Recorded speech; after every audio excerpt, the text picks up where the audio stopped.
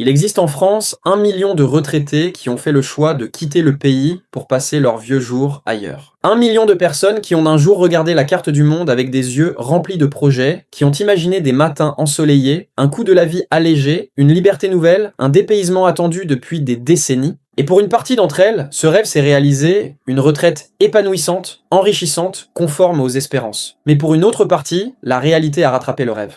Pas brutalement, pas toujours, mais progressivement, avec cette façon qu'ont les difficultés imprévues de s'accumuler jusqu'au moment où le bilan s'impose. Les raisons de départ sont connues et résumées par les enquêtes régulières sur les expatriés français, le coût de la vie, l'envie de soleil, la fiscalité, parfois un ras-le-bol de la France. Les raisons de regret sont moins documentées, moins avouées, moins médiatisées. Parce qu'admettre que l'on a mal préparé ou mal évalué une décision aussi importante est difficile, et parce que les expatriés qui ont échoué dans leur installation sont souvent ceux qui en parlent le moins. Ceux qui n'ont pas réussi leur installation sont souvent ceux qui l'ont mal préparée ou qui ont voulu fuir leur vie en France pour diverses raisons, et une mauvaise situation en France ne sera pas résolue par l'expatriation. Dans cette vidéo, nous allons passer en revue les 10 pays où les retraités français expriment le plus de regrets et de déceptions. Non pas pour décourager les projets d'expatriation, mais pour donner une image complète et honnête de réalité que les brochures et les forums d'expatriés enthousiastes ne montrent pas toujours. Parce que partir à la retraite à l'étranger est une décision structurante qui mérite d'être prise avec tous les éléments d'information disponibles, y compris les plus inconfortables.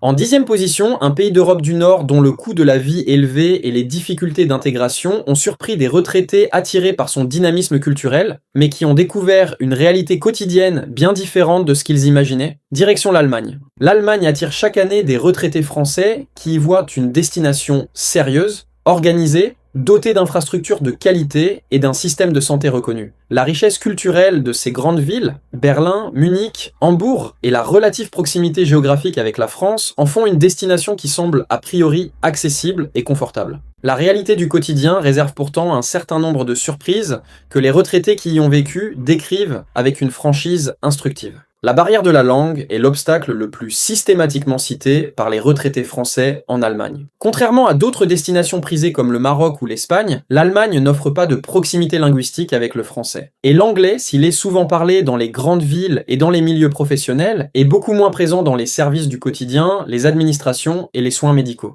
Un retraité français expatrié au Portugal témoigne que les démarches administratives sont compliquées quand on ne maîtrise pas la langue. En Allemagne, cette difficulté est encore plus marquée du fait de la complexité grammaticale de l'allemand et de l'exigence linguistique des administrations locales. Le coût de la vie en Allemagne, contrairement à ce que beaucoup imaginent, est souvent comparable, voire supérieur à celui de la France dans les grandes villes. Les loyers berlinois ont explosé ces dernières années, faisant de la capitale allemande l'une des villes européennes les plus chères pour se loger. Les soins médicaux, bien que de qualité, impliquent des assurances complémentaires onéreuses pour les non-résidents qui n'ont pas accès au système de santé public allemand dans les mêmes conditions que les nationaux. Françoise, retraitée à Berlin, décrit la complexité de sa couverture santé, une assurance publique pour les soins de base, des complémentaires privés chers pour les soins dentaires et oculaires, et une mutuelle française maintenue pour être correctement couverte. Un dispositif coûteux et complexe que peu avaient anticipé. En 9e position, un pays d'Amérique du Nord dont le système médical et le coût de la vie ont constitué un choc pour des retraités français habitués aux standards du service public à la française, voici les États-Unis. Les États-Unis exercent une fascination puissante sur certains retraités français, la grandeur des paysages, la diversité des modes de vie, la proximité avec des enfants ou petits-enfants établis là-bas, parfois l'attrait d'une culture que l'on a aimée toute une vie. Et pourtant, les États-Unis figurent parmi les destinations où les regrets des retraités français sont les plus documentés et les plus intenses, pour une raison principale qui domine toutes les autres, le système de santé. Isabelle, qui passe sa retraite aux États-Unis, résume avec une précision douloureuse ce que beaucoup découvrent une fois installés. Rien à voir avec la France. Tout est technique, pas d'échange avec le personnel médical, manque de soins existants en France tels que kinésithérapie, soins à domicile, et surtout, tout est très cher. Cette réalité du système médical américain, fondée sur l'assurance privée avec des restes à charge considérables même pour les assurés, constitue un choc culturel et financier pour des retraités français dont toute la vie s'est construite dans le cadre d'un système de sécurité sociale parmi les meilleurs du monde. Le coût de la vie aux États-Unis est dans la plupart des grandes agglomérations comparable, voire supérieur à celui de la France, sans l'équivalent des services publics gratuits ou fortement subventionnés auxquels les Français sont habitués. Pas de médecin de ville remboursé à 70%, pas de médicaments à prix régulé, pas de kinésithérapeute conventionné. Chaque soin se négocie avec un assureur privé dans un système dont la complexité administrative dépasse tout ce que les expatriés français ont pu connaître. Pour des personnes dont les besoins médicaux augmentent naturellement avec l'âge, cette réalité peut rapidement transformer un rêve américain en cauchemar financier. En 8e position, un pays d'Asie du Sud-Est qui fait rêver par ses plages, son coût de la vie et sa gastronomie, mais dont les contraintes administratives, la barrière culturelle et les problèmes de santé à long terme ont poussé de nombreux retraités français à reconsidérer leur choix. Cap sur la Thaïlande. La Thaïlande est la deuxième destination des retraités français hors Europe, un pays qui attire par son soleil permanent, sa gastronomie exceptionnelle, son coût de la vie très inférieur à celui de la France et l'accueil chaleureux de ses habitants. Des atouts réels qui expliquent l'attrait durable de cette destination. Mais la Thaïlande est aussi l'un des pays qui génère le plus de témoignages nuancés de la part des retraités français qui y ont vécu plusieurs années. Des témoignages qui parlent de difficultés administratives récurrentes, de barrières culturelles plus profondes que prévues et de problèmes de santé qui prennent une dimension particulière loin du système médical français. Louis, retraité en Thaïlande, décrit le marathon administratif auquel les étrangers sont soumis, des procédures de visa qui imposent des renouvellements réguliers, la nécessité d'obtenir un nouveau visa pour réentrer dans le pays après chaque voyage à l'étranger sous peine d'annulation du visa de séjour, des démarches qui peuvent te sembler disproportionnées pour des personnes qui souhaitent simplement vivre tranquillement dans leur pays d'adoption. Cette insécurité juridique du statut de résident, toujours dépendant d'un visa qu'il faut renouveler et dont les conditions peuvent changer, est l'une des sources d'anxiété les plus fréquemment citées par les expatriés en Thaïlande. La question médicale est centrale pour les retraités en Thaïlande. Si le pays dispose d'excellentes cliniques privées dans les grandes villes, Bangkok, Chiang Mai, Phuket, les soins y sont onéreux et impliquent des assurances privées coûteuses. Sans assurance privée adaptée, les retraités se retrouvent dans des situations délicates où des soins courants peuvent représenter des dépenses considérables. La médecine publique thaïlandaise, de qualité inégale selon les régions, n'offre pas les garanties auxquelles les Français sont habitués. Et la barrière linguistique, le thaï est une langue tonale très difficile pour les francophones, complique les relations médicales dans des moments où la communication précise est pourtant essentielle. En 7e position, un pays d'Afrique du Nord qui séduit par son soleil, sa francophonie partielle et son coût de la vie attractif, mais dont les limitations pour les retraités étrangers, les problèmes de santé et les tensions sociales croissantes ont refroidi l'enthousiasme de nombreux arrivants. Voici la Tunisie. La Tunisie a longtemps été l'une des destinations privilégiées des retraités français aux revenus modestes, un pays francophone, ensoleillé, relativement proche géographiquement, où une pension française permettait de vivre avec un confort que la France ne pouvait pas offrir pour le même budget. Cette attractivité reste réelle sur certains points, les services à la personne y sont peu coûteux, le coût du logement reste inférieur à celui de la France, et la culture offre une familiarité francophone appréciable. Mais plusieurs facteurs ont nettement assombri le tableau ces dernières années. La qualité du système de santé en Tunisie est l'une des préoccupations les plus récurrentes des retraités français qui y vivent. La médecine publique y est moins performante qu'en France, les délais sont plus longs, et l'équipement des établissements publics ne correspond pas aux standards auxquels les Français sont habitués. Les soins de qualité se trouvent dans les cliniques privées, dont les tarifs, bien qu'inférieurs aux prix français et américains, impliquent une assurance privée ou une mutuelle française maintenue, représentant un surcoût qui ne figurait pas nécessairement dans les calculs initiaux. La stabilité politique et sociale de la Tunisie a connu des turbulences significatives depuis 2011 et la situation économique du pays, inflation persistante, dépréciation du dinar, tensions sociales, a modifié le calcul financier de l'expatriation d'une façon que beaucoup n'avaient pas anticipée. L'avantage en termes de coût de la vie s'est partiellement érodé pour les postes qui suivent les prix internationaux, tandis que les services publics, transports, infrastructures, se sont dégradés dans certaines villes. Pour des retraités qui avaient construit leur budget d'expatriation sur des hypothèses de stabilité, ces évolutions ont parfois imposé des révisions difficiles. En 6e position, un pays d'Europe méridionale qui était jusqu'à récemment la destination fiscalement la plus avantageuse d'Europe pour les retraités français, et dont la suppression brutale de ses avantages fiscaux en 2024 a plongé dans la confusion des milliers de retraités qui avaient construit leur projet autour de ces avantages. Direction le Portugal. Le Portugal était, pendant 15 ans, la destination reine des retraités français en Europe. Depuis 2009, le pays a tiré massivement grâce à son régime fiscal très favorable. Le statut de résident non habituel permettait d'être quasiment exonéré d'impôts sur sa pension pendant 10 ans. Un avantage considérable qui avait attiré des dizaines de milliers de retraités français dans les villes portugaises et sur les côtes de l'Alentejo et de l'Algarve. Mais cette époque est révolue. En 2024, Lisbonne a mis fin au statut de résident non habituel pour les nouveaux arrivants. Avec la hausse des loyers, la disparition des exonérations et une fiscalité désormais alignée sur celle des locaux, jusqu'à 48% d'imposition, de nombreux retraités songent à rentrer en France ou à changer de pays. Ce basculement a créé une situation particulièrement difficile pour les retraités français qui avaient construit leur projet d'expatriation au Portugal en intégrant comme donnée centrale l'avantage fiscal du RNH. Pour ceux qui s'y sont installés avant 2024 et bénéficient encore du statut, la question est celle de la fin programmée de cet avantage au terme des 10 ans. Pour ceux qui projettent d'y aller maintenant, l'attractivité fiscale a considérablement diminué, rendant le Portugal moins compétitif par rapport à d'autres destinations européennes. Par ailleurs, la pression sur l'immobilier est forte et les prix ont augmenté de façon très significative au Portugal ces dernières années, suscitant aussi l'agacement des habitants locaux.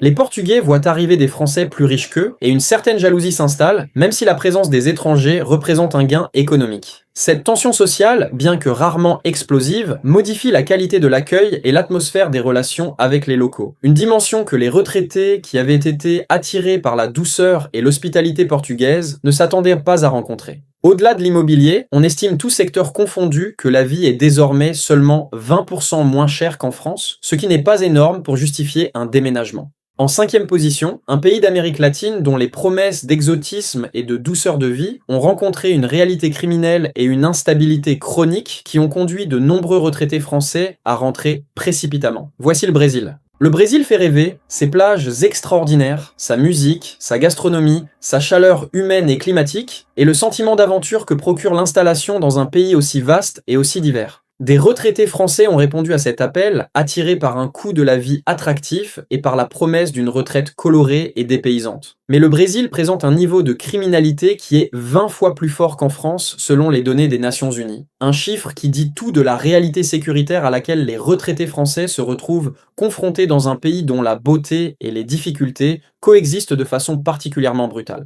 La criminalité au Brésil, en particulier dans les grandes agglomérations comme São Paulo, Rio de Janeiro ou Salvador, atteint des niveaux qui imposent des adaptations permanentes dans la vie quotidienne des expatriés. Des précautions qui peuvent sembler normales aux habitants qui y ont grandi, mais qui représentent un changement radical de mode de vie pour des retraités français habitués à se déplacer librement et à utiliser les espaces publics sans contrainte permanente. Des quartiers à éviter, des horaires à respecter, des précautions lors des déplacements en voiture ou dans les transports, une vigilance de tous les instants qui est épuisante sur le long terme et qui érode progressivement la qualité de vie. La barrière linguistique est également significative. Le portugais brésilien, bien que proche de la langue parlée au Portugal, présente des différences notables et son apprentissage demande un investissement que tous les retraités ne sont pas en mesure ou en envie de fournir. Combiné à un système administratif complexe et à des difficultés d'accès aux soins médicaux de qualité dans certaines régions, cette barrière linguistique peut créer un isolement difficile à surmonter sur la durée. Le Brésil est un pays magnifique, mais pas adapté à tous les profils de retraités français qui en ont rêvé depuis la France. En 4e position, un pays d'Asie du Sud-Est dont la popularité croissante auprès des retraités français cache des difficultés d'intégration profonde et des problèmes pratiques que les témoignages les plus honnêtes commencent à mettre en lumière. Direction la Thaïlande? Non, cap sur le Vietnam. Le Vietnam s'est imposé ces dernières années comme une destination émergente pour les retraités français. Un pays dont le coût de la vie très bas, la gastronomie remarquable, les paysages extraordinaires et l'énergie particulière des grandes villes comme Hanoï ou Ho Chi Minh Ville ont séduit une nouvelle génération de retraités aventureux. Mais le Vietnam présente également des difficultés spécifiques que les témoignages des expatriés qui y vivent depuis plusieurs années commencent à révéler avec une franchise croissante. La criminalité au Vietnam est légèrement supérieure à celle de la France. Un fait souvent ignoré dans les comparaisons qui tentent à présenter le pays comme sûr et paisible. Les vols à la tire, en particulier dans les grandes villes, sont une réalité quotidienne qui touche régulièrement les expatriés, notamment les personnes âgées, moins réactives physiquement et moins familières des codes de comportement dans l'espace public local. Cette insécurité de basse intensité mais permanente finit par peser sur le confort quotidien de retraités qui avaient imaginé une vie sereine et sans contrainte. La barrière linguistique au Vietnam est l'une des plus importantes de toutes les destinations prisées par les retraités français. Le vietnamien est une langue tonale d'une grande complexité, que très peu de retraités français parviennent à maîtriser suffisamment pour naviguer seuls dans les administrations et les systèmes de santé locaux. Cette dépendance à des intermédiaires pour les démarches du quotidien crée une vulnérabilité qui devient de plus en plus inconfortable à mesure que les besoins de soins augmentent avec l'âge. Le système de santé public vietnamien, aux ressources encore limitées, contraint à des soins dans des cliniques privées dont les tarifs, bien qu'inférieurs au prix européen, impliquent des couvertures d'assurance adaptées que tous les retraités n'ont pas correctement préparées avant leur départ. En troisième position, un pays dont la fiscalité très avantageuse et la douceur de vivre attiraient chaque année des milliers de retraités français, et dont les transformations récentes ont brusquement modifié l'équation pour des personnes qui avaient construit leur retraite sur des bases qui ne tiennent plus. Voici la Grèce. La Grèce réunit sur le papier un ensemble d'atouts qui en font une destination idéale pour les retraités français, un coût de la vie 25% inférieur à celui de la France, un climat méditerranéen exceptionnel, des paysages parmi les plus beaux d'Europe, une culture millénaire et une gastronomie reconnue, et une fiscalité attractive avec des dispositifs spécifiques pour les retraités étrangers qui s'y installent. Ces atouts sont réels et expliquent que la Grèce figure parmi les destinations en pointe pour les retraités français cherchant à optimiser leur pouvoir d'achat en Europe. Mais la Grèce présente aussi un certain nombre de difficultés pratiques que les retraités français découvrent progressivement après leur installation. La bureaucratie grecque est réputée pour sa lenteur et sa complexité. Des démarches administratives qui peuvent prendre des mois, des documents qui se perdent, des interlocuteurs difficiles à joindre et une digitalisation des services publics moins avancée que celle à laquelle les Français sont habitués. Pour des personnes qui avaient quitté la France en partie pour simplifier leur vie, cette lourdeur administrative grecque représente une déception significative. La qualité des soins médicaux en Grèce est une autre source de préoccupation pour les retraités français. Si les grandes villes comme Athènes ou Thessalonique disposent d'établissements de qualité dans le secteur privé, les régions et les îles, précisément les endroits où de nombreux retraités ont choisi de s'installer pour leur tranquillité et leur beauté, peuvent souffrir d'une offre médicale insuffisante. La médecine publique y est moins performante qu'en France, les délais sont plus longs. Et pour les personnes âgées dont les besoins de soins sont croissants, cette réalité médicale peut imposer des retours réguliers en France ou des déplacements coûteux vers les grandes agglomérations pour accéder aux soins spécialisés dont elles ont besoin. En deuxième position, un pays d'Afrique du Nord qui est la troisième destination des retraités français dans le monde et dont les difficultés médicales, les contraintes juridiques pour les propriétaires étrangers et les tensions sociales croissantes ont refroidi l'enthousiasme de nombreux arrivants. Cap sur le Maroc. Le Maroc est la troisième destination mondiale des retraités français. Un fait qui dit tout de son attractivité. La francophonie, le soleil, le coût de la vie très accessible, la richesse culturelle et la proximité géographique avec la France en font une destination naturelle pour des retraités qui veulent changer de cadre sans trop s'éloigner de leurs repères. Et les services à la personne y sont peu coûteux. Une personne à domicile est rémunérée environ 200 € par mois, un avantage considérable pour une population vieillissante dont les besoins d'aide peuvent augmenter avec le temps. Mais le Maroc est aussi le pays où les témoignages de déception médicale sont les plus fréquents parmi les retraités français expatriés. Les soins médicaux y sont très onéreux car effectués dans des cliniques privées, le système public ne pouvant pas offrir aux résidents étrangers les garanties auxquelles les Français sont habitués. Sans assurance privée ou mutuelle française maintenue, les retraités se retrouvent dans des situations potentiellement très difficiles face à des problèmes de santé graves. Et maintenir une mutuelle française depuis le Maroc représente un surcoût mensuel qui peut rapidement réduire l'avantage financier de l'expatriation dans ce pays. Les droits de propriété pour les étrangers au Maroc constituent une autre source de complications. Les règles d'achat immobilier pour les non-résidents, les contraintes sur le rapatriement des capitaux et la complexité de la législation successorale marocaine, qui dans certains cas appliquent des principes religieux différents du droit français, peuvent créer des situations patrimoniales très complexes que peu de retraités avaient anticipées. Des couples de retraités français ont découvert avec stupéfaction, lors d'un décès ou d'une séparation, que les règles de succession applicables à leurs biens marocains étaient très différentes de celles auxquelles ils auraient eu droit en France, avec des conséquences parfois dramatiques pour le conjoint survivant. Et en première position, le pays qui concentre le plus de regrets documentés et de témoignages de retraités français déçus, une destination qui semblait avoir tout pour plaire mais dont les réalités fiscales, médicales et d'intégration ont produit des désillusions nombreuses et bien documentées. C'est l'Espagne. L'Espagne est la destination la plus choisie par les retraités français en Europe et paradoxalement celle qui génère également le plus de témoignages de difficultés et de regrets. Ce paradoxe s'explique simplement par le volume. Plus il y a de retraités français en Espagne, plus les cas de déception et de retour difficiles sont nombreux et visibles. L'Espagne attire par son soleil, ses opportunités immobilières, une situation géographique idéale pour les allers-retours avec la France et un coût de la vie 27% inférieur à celui de la France. Ces atouts sont réels, mais ils ne compensent pas toujours les difficultés réelles que des milliers de retraités ont rencontrées après leur installation. L'administration espagnole est un peu lente. Un euphémisme selon plusieurs témoignages de retraités français qui ont vécu la réalité complexité de la bureaucratie ibérique. Les démarches pour obtenir des documents de résidence, pour faire valoir ses droits à la sécurité sociale, pour régler des questions fiscales, toutes ces procédures peuvent s'étirer sur des mois avec une imprévisibilité et un manque de clarté que les Français, habitués au cadre administratif relativement structuré de la République, trouvent déroutant. Ces délais et ces complications administratives ont été particulièrement intenses pendant et après la période de la pandémie, laissant des retraités dans des situations de flou juridique et administratif difficiles à gérer. La question médicale en Espagne est plus complexe que beaucoup de retraités ne l'avaient imaginé. Si l'Espagne dispose d'un système de santé publique de qualité pour ses résidents, l'accès de ce système aux retraités français expatriés dépend de leur statut résidentiel et des accords de coordination entre systèmes de sécurité sociale. Des retraités ont découvert que leur couverture maladie française ne s'appliquait pas dans les conditions qu'ils espéraient en Espagne, les obligeant à souscrire des assurances privées supplémentaires ou à maintenir une double couverture coûteuse. Et l'isolement social, dont le risque est réel pour tous les expatriés qui ne maîtrisent pas la langue locale, peut devenir un problème de santé en soi pour des personnes âgées dont le réseau social français est loin et dont l'intégration dans la vie locale prend beaucoup plus de temps que prévu.